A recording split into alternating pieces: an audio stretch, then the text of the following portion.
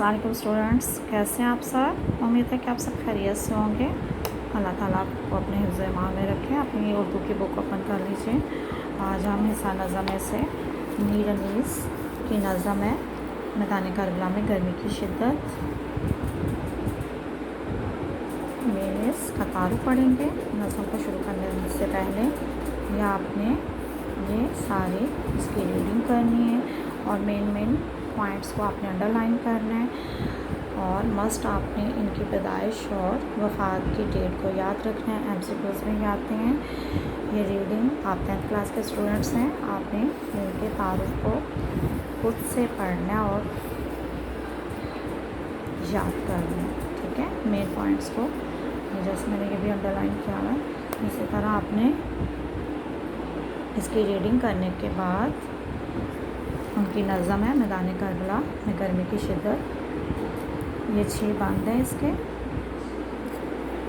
उन्होंने इस नज़म को बहुत खूबसूरती से बयान किया है और बहुत खूबसूरत मंजरकशी की है और इसमें उन्होंने मैदान करबला के वाक़े के बारे में बताया है कि मैदान करबला में जब इमाम हुसैन वालों ने खैमे लगाए और जंग की इब्तिदा हुई तो उस वक्त इंतहाई शदीद गर्मी थी।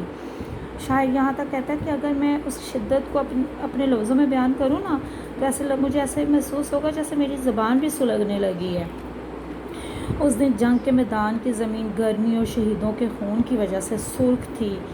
ठंडे पानी को तमाम चरीन छुपाए इंसान तरस रहे थे। यहाँ तक कि दरियाए फरात का जो पानी है वो खोलता हुआ महसूस हो रहा था और धूप इतनी तेज़ थी कि उजली चीज़ भी जो है ना वो भी गर्मी की तमाज़त से जलकर हमें काली नज़र आ रही थी।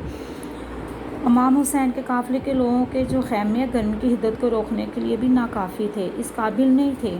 जंग के रोज़ यानी 10 मुहर्रम को इतनी गर्मी थी कि जानवर शाम तक झीलों के किनारे बैठे रहते थे, ठीक है। उन्होंने इस नज़म को बहुत खूबसूरती से मैदान करबला की मंजरकशी करके उसको बयान किए। आपको एक लिंक सेंड किया जा रहा है, उसमें ये 6 बंद जो हैं 6 बंद हैं, 7 मुश्किल अल्फाज के मायने भी हैं उसमें। आपके हाथ में पेंसिल होनी चाहिए, आपने साथ मुश्किल अल्फाज के मायने लिखने हैं।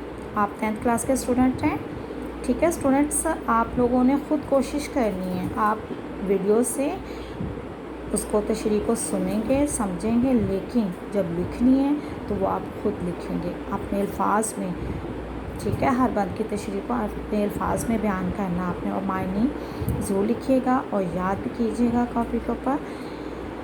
कल हम इसकी एक्सरसाइज की तरफ आएंगे और वीडियो को आपने गौर से देखना है और उसी को देखते हुए आपने तशरीह को कॉपी के ऊपर लिखना है। ओके, टेक केयर, अल्लाह हाफ़िज़।